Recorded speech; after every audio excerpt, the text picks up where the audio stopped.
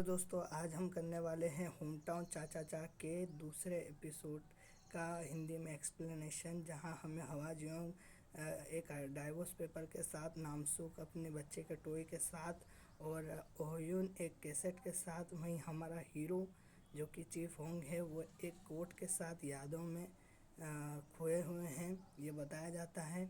और ये कोट है, ये सारी चीज़ें उन्हें यादों में ले जा रही हैं। इसके बाद सीन शिफ्ट होता है और डॉक्टर यून और चीफ होंग दिखाए जा रहे हैं जो कि प्लेसेस विज़िट कर रहे हैं जहां उन्हें अपना क्लिनिक खोलना है डॉक्टर यून को। और डॉक्टर यून को चीफ होंग बताते हैं अपना पहला प्लेसेस जो विज़िट कराते हैं उसमें कि यहाँ से आपको व्यू अच्छा मिलेगा, यहाँ पर फर्नीचर का काम भी अच्छे से हो जाएगा। इसके अलावा यहाँ एक स्टोर रूम भी है। अब इसके बाद वे कहती है कि मुझे दूसरा भी विज़िट करा दो, तो वहाँ दूसरे जो रूम होते हैं या दूसरी जो जगह होती है वहाँ पे उन्हें ले जाया जाता है। अब ये जगह पर वातावरण थोड़ा रंग बिरंगा होता है जो उन्हें पसंद नहीं आता है। वो ये कहती है कि ये थोड़ा ओल्ड फैशन है और अब ये चलता नहीं है। इसके बाद वो पहले ही जो विज़िट किया था प्लेस उसको तैयार हो जाती है और उन्हें पता चलता है कि पहले प्लेस की जो मालकिन है वो हवा जुएं है। अब हवा जुएं के साथ वो थोड़ी बात करती है और फिर वह मान जाती है और फिर चीफ होंग जो कि दोनों को लीज के पेपर देता है और इस लीज के पेपर के आधार पर अब ये पक्का हो जाता है कि जो डॉक्टर यून है वो उसी जगह पर अपना क्लिनिक खोलेगी।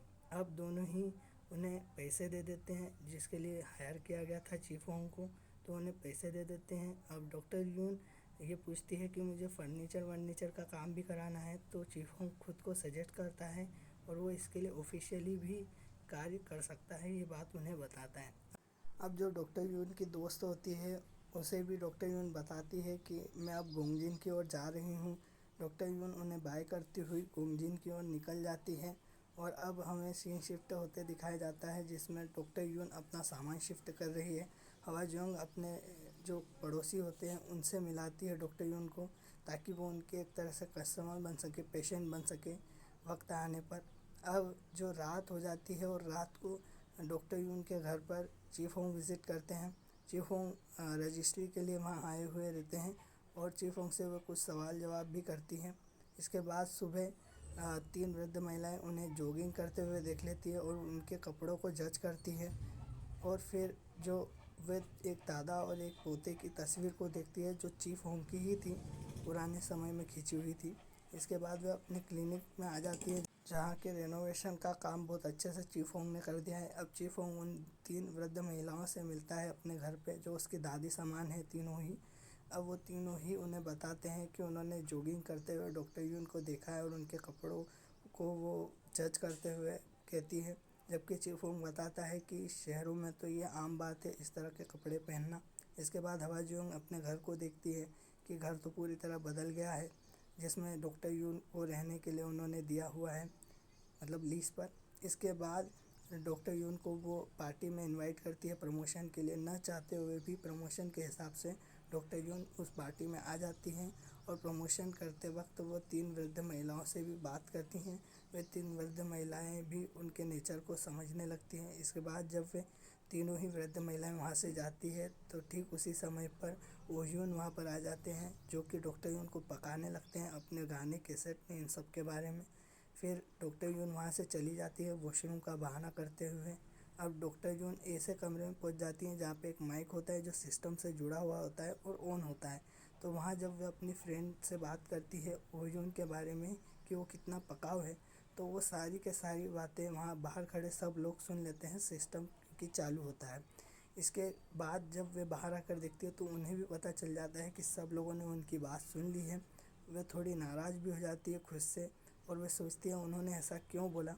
अब रात को उनके यहाँ दस्तक होती है तो चीफ होंग आकर उनसे कहता है कि तुम किस प्रकार की लड़की हो, ये तुमने क्या किया। अब फिर से दस्तक होती है तो उन्हें लगता है चीफ होंग है, पर उनकी बेस्ट फ्रेंड होती है जो कि उनसे कहती है कि मैंने भी सियोल छोड़ दिया है और मैं गोंगजिन में तुम्हारे साथ रहूँगी, तुम्हें असिस्ट करूँगी। अगले दिन क्लिनिक खुलता है, असिस्ट करने वाली लड़की उनके साथ है, लेकिन रात तक हो जाने के बाद भी उनके पास कोई कस्टमर या कोई भी पेशेंट नहीं आता है।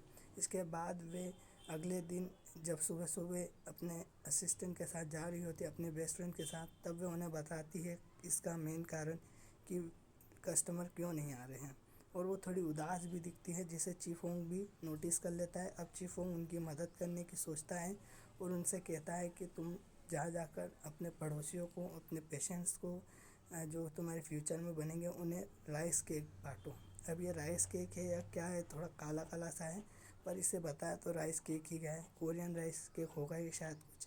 तो फिर वे दो बच्चों से मिलते हैं जिनसे वे पहले भी मिल चुकी हैं। अब डॉक्टर यून को ये दोनों ही हेडगे होक पकड़ा देते हैं। अब अगले दिन चीफ होंग आता है और चीफ होंग उन्हें कहता है कि एक और पार्टी है जिसमें आपको चलना है।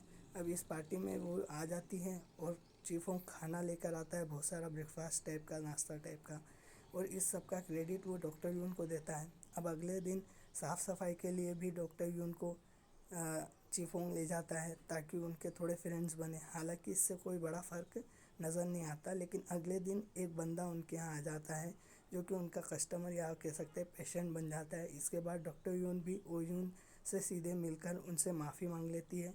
जो ओ यून होता है वो भी इस बात को समझकर उन्हें माफ़ कर देता है, और फिर वे ये सोचते हुए कि चीफ होंग ने उनके लिए इतना कुछ किया है, उसे थैंक यू कहने जाती है। और थैंक यू कहते वक्त ये सीन इंटीमेट हो जाता है। अब यहीं पर दूसरा जो एपिसोड है वो पूरी तरह ख़त्म हो जाता है। अगर आपको अच्छा लगा तो प्लीज़ लाइक शेयर कमेंट कीजिए और चैनल को सब्सक्राइब कीजिए। Thank you.